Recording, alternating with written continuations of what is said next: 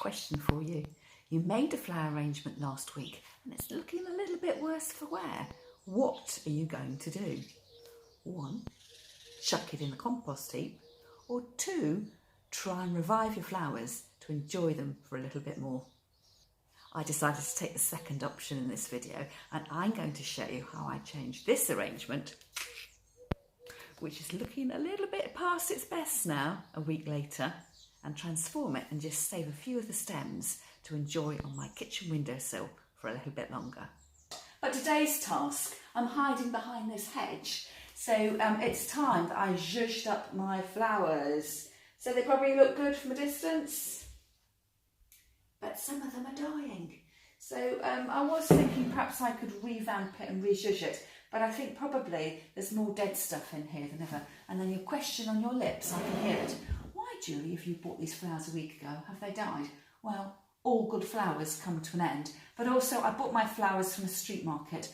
So although the deal's good, I can't be, I didn't know how old the flowers were before I bought them. So if you do want your flowers to last, you're best off going to your local high street florist, who will be selling you lovely fresh flowers.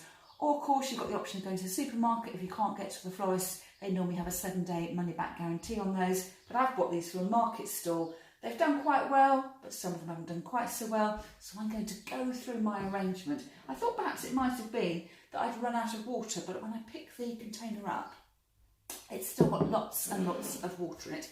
So what I might do is shuffle the camera down a bit, and then you can see what I'm doing. It'll be flower arranging in reverse. So I was pleasantly surprised that my lilac held up quite well, although when I look at it now, this looked fine yesterday. It is totally droopy draws now, so I find that it's really difficult keeping my lilac alive in my arrangement. But if you have a lilac bush in your garden, you can afford to perhaps bring in a few stems and let them enjoy them for a couple of days and then put them on the compost heap. So look at those. My whole life seems to be about dead flowers. So we have dead lilacs straight into the compost bin, and then Solomon seal. The Solomon seal isn't dead because that is what it does. It has an arching droop, so I'm going to lay that on the side for the moment. So I'm going to keep that. And then the gerberas aren't doing too bad because they can be temperamental. So gerbera there, and then these are the Michaelmas daisies. They're holding up quite well actually. I reckon I've got a few more days to get out of those. And then the Veronica. It's got a little bit of brown here, but these are just for me. I might just tease the bits of brown off. And look, Veronica, to see another day. And then the irises, they have gone. They just get very sort of dry and gnarled around the edges. It's straight in the bin. And also the trachelium. That wasn't particularly healthy when I first put it in. So the trachelium there, but there's a couple of the light stem ends, so they might see another day. And then the roses are off. Look at this, they've gone all brown, yucky and horrible. If you like a little bit of ASMR, watching things fall apart. It's quite fun though doing this. And I've also discovered that something died very quickly. This was Bouvardia. It's because when I was taking the photograph, the arrangement didn't quite look, I could see a hole, so I adjusted the flower, the Bouvardia, and then as I've just taken this off, moved it from my front room to here, I realised that the Bouvardia wasn't actually in the water, it was just pointing across the top of the vase. So rookie mistake, or perhaps top tip, always make sure your stem ends are in water. So dark here as well. If they're going to fall off, oh look at that, I just love doing that. And now I've got flower petals all across my worktop.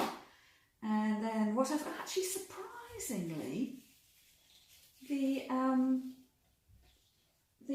snapdragons, the antirrhinums, don't look too bad, for what they are. These are fortnight old, I think.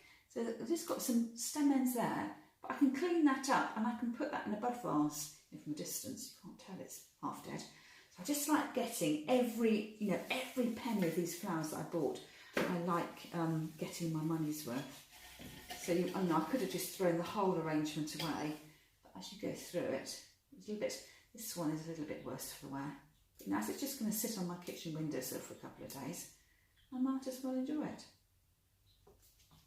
And then we have sea lavender or limonium. So this is a fresh flower, but you can also dry it. So possibly, I've got absolutely loads of this, since it must be in season at the moment, because every bunch of flowers I buy seems to have it. So I may well just put that in a vase in my workshop and let it dry, and perhaps then I can use it as like fake lavender. So I might even make, you know, a lavender door wreath later on in the summer. So I've just got that purpley dry haze, so that's going to go into my workshop. And then I've got Lisianthus here as well. So the Lisianthus is the same age as the Antirrhinums, so coming up for 3 weeks old. So if I'm careful and just wiggle, wiggle, wiggle, I can take these stems out. They're looking a little bit, you know, some of the leaves are looking a bit worse for wear, so I can get rid of those. And also the deepest, pinkest flowers are the older ones, and they are looking slightly bedraggled.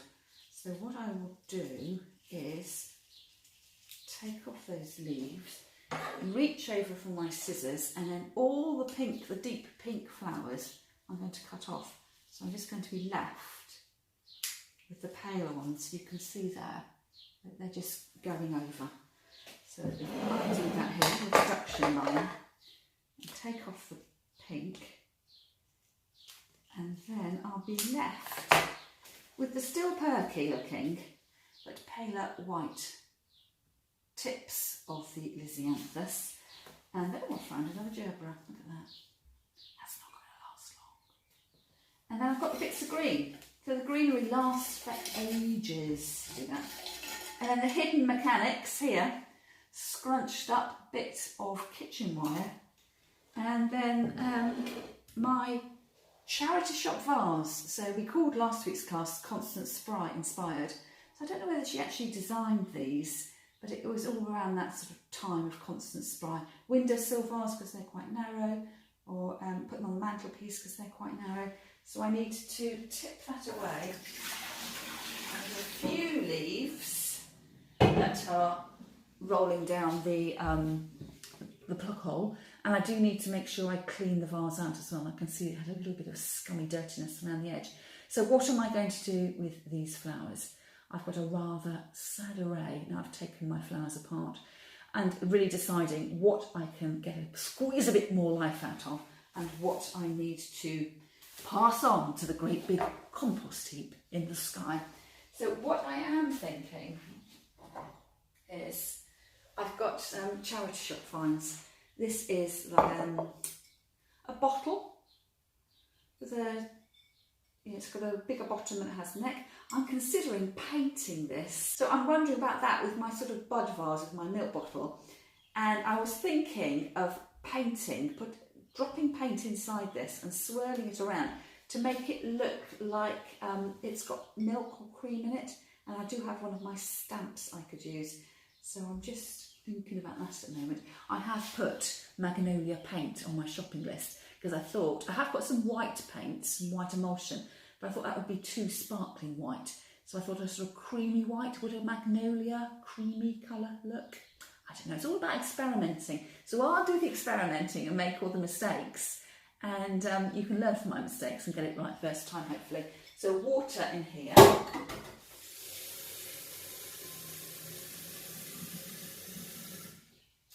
And then a few stems, so why not go in with my Solomon seal, which looks like such an exotic flower. And I hardly notice this in our flower beds because we have lots of ground cover, so we don't have to do any weeding. I say we, I never weed.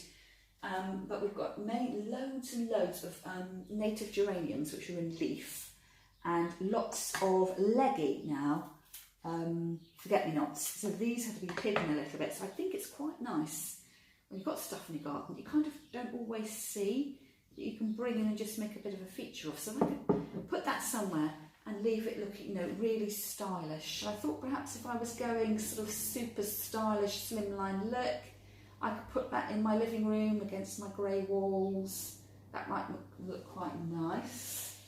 Or I could put it back where I got it from, on the top here, bring a bit of the outdoor in. We'll have to have a think about that. And then I bought this little jug. See, all the things that you don't think, that's why I've written a shopping list for today, because otherwise I'm just going to go out and just, you know, not shop, but sometimes you see things you like, and just because you like it doesn't mean you have to buy it, and all that kind of stuff. But I quite like this little jug, and it's made in France, and I was wondering about giving that a paint job as well, but I did think it looked rather sweet. And in fact, have I shown you the teapot that I bought from the charity shop the other day? I went out with my husband midweek, what a luxury, and I saw this jug. I'm thinking that might make quite a nice flower vase. It's got a little wooden stopper, and it's got a little thingy plugged into the spout to stop the leaves coming out. And when I thought, this is rather nice, just glass and slimline looking. And then I looked at the name at the bottom, it says Tea Lara. I looked up Tea Lara online, and that teapot would have cost me $27.99 brand new, and I paid £3 for it. But I thought it might be quite nice for my herbal teas in the summer. So we do have lots of the lemon verbena. Is it lemon verbena? The lemony herb, a leafy herb. And I did make a herbal tea with it last year, but I thought that might be quite nice. And in fact, I like this so much that my traditional teapot with the knitted blue and red cosy has now been consigned to the corner cupboard. So I've got that one on my tea stand. There. So I thought in the meantime, I can use this as another little vase. And perhaps I shall put my little snapdragons in there. I'm going to get them slightly different heights. So let's see whether I like the height of that. I'm just going to pull off those leaves. I like a clean stem, not only in the water, but I like a clean stem within the mouth of the vase as well. So I would say anything that's from here down, I just want a clean stem, so without any leaves on, even though the leaves weren't in the water, if you get my drift. So I want this one higher or lower, higher or lower. I quite like the difference in height. I seem to be doing that, don't I actually? It's exactly the same shape I've got with the Solomon seal. So pinch off those leaves that will be inside the mouth of the container. I can go a bit shorter on that. Off on the edge here. It looks, because of the leaves of the Solomon seal, it does look really lush, almost like I've created myself a tropical greenhouse. You know, imagine I've just been to Kew or one of the botanical gardens. I'm kind of getting that look on the side here. And then something else I bought, not from the charity shop. I paid £5 whole for this thing. So I bought this little jar. It looks like a kilner jar, but it's absolutely plain. But it's got a screw top lid and it's got a grid in there, so you can arrange your flowers through the grid. So I might, again, keeping it super smooth and stylish, perhaps I should put my gerber in there, and then the ones that are really, really floppy, I can have down really low, so they're sort of resting their weary heads on the top of the container. So, keeping it sleek and slimline.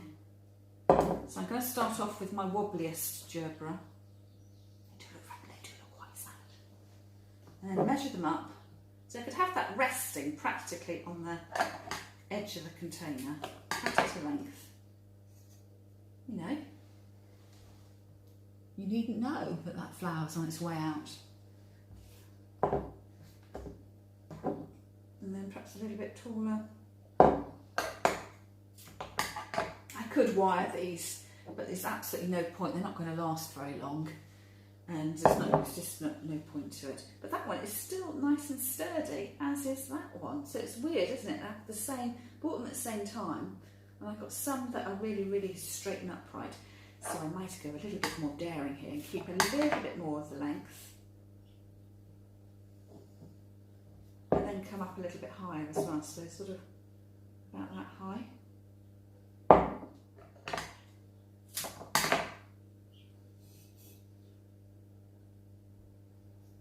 Something like that.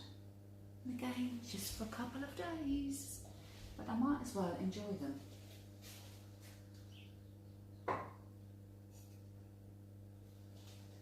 And then that means I'm going to put those in a bucket in the garage, in my workshop, These are going to stay dried. I've got this little bunch here. I've got nothing to put them in. So what I might do is a temporary fix. Bear with me a sec. So while I hop off and go and get that extra vase, this is a great opportunity to let you know that I'm taking part in the Sunday Funday challenge, and this is hosted by Yanni and Diane over at Deco Easy and the Crafting Cousins. I'll leave a link to both of their channels in the show notes underneath the video. And I'll also leave details of the playlist so you can scroll through and enjoy all the other videos from everyone else who's taking part in this month's challenge. Did you see this jar I bought last week? It was in a sort of junk store. I'm not quite sure if it's a junk store, whether it's a lady who's selling off her mum's old possessions. It says fresh cuts and they're sort of bright red kiln jar. I don't know if you can see that on there. It'll be backwards when I show you that. So I'm going to paint this in due course because it's too red. And I might just group all these Lysianthus in my hand to get them at about the same height. So I can have a mass of white. These are going to flop around a bit because the mouth of the jar is quite open. You know, it's the cut and plonk you do when you go to the supermarket. You do that and then they all go. But actually, if you push them all to the front, empty, full, and then turn it round, it looks like you've got a really full vase of flowers. So that's a really good cheat. So I shall put that, I'm going to turn it around like that because it says fresh cuts at the front. So that can go on my little table on the side. So that's done. And then I'm left with my blues and my detritus on the top of the kitchen worktop. So let's move that into the bin and have a think about what I'm going to do. It feels a little bit like I'm on a ready steady range. What can I do with these stems? Oh, I missed the bin there. See, that one's beautiful. What I might do is cut these down as well and put them in there. Clonk. Just to make it look as if I've just picked it from the garden. So that stem there, which has got 3 heads, I might cut them off, root them in my hand, measure up, cut there, put those in there. So I've got sort of romantic blush peach with the sort of faded purples as well. Shorter.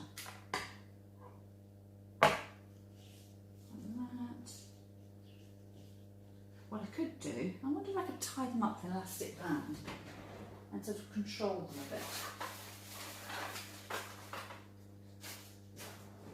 a bit. Kitchen drawer, so I could sort of just have a posy in my hand. So I'm tempted to do that. See, if I put that in as well, I'm going to have to lose all those side shoots. What do you reckon? Go for it? I'd have to, if I wanted to conclude that, I've got to lose everything from there downwards. Oh, here goes. Oh.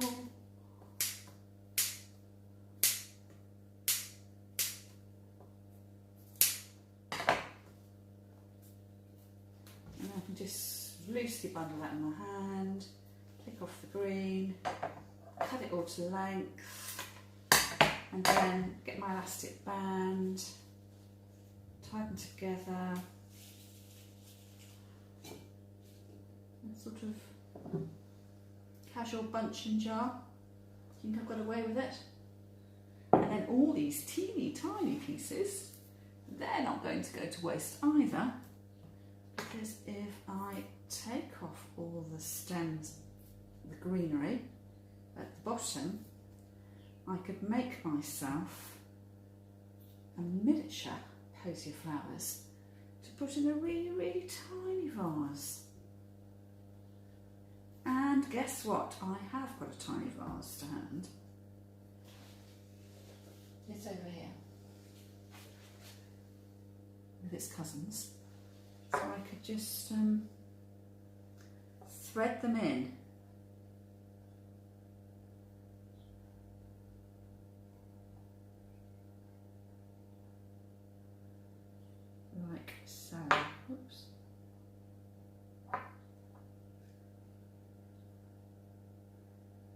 that's not in water. Go down, go down.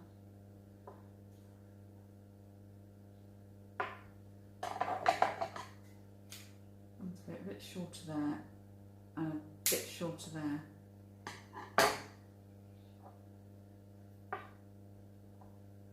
And then I've got a miniature vase of the Michaelmas daisies. So I think that's job done. Zhuzhed and rearranged, and they will definitely see me through the weekend. So I have cleaned off my worktop, wiped down as well. I need to remember to put my scissors back in my workshop so I remember where they are. Remember where I put my chicken wire, and I will need to sweep the kitchen floor, wash out my constant spray jar, and that's done. I hope you enjoyed the video. Do leave me a comment, give me a thumbs up, and don't forget to subscribe to my channel. I post videos every week on DIY and flower arranging projects. That's all from me for now, and I'll see you next time.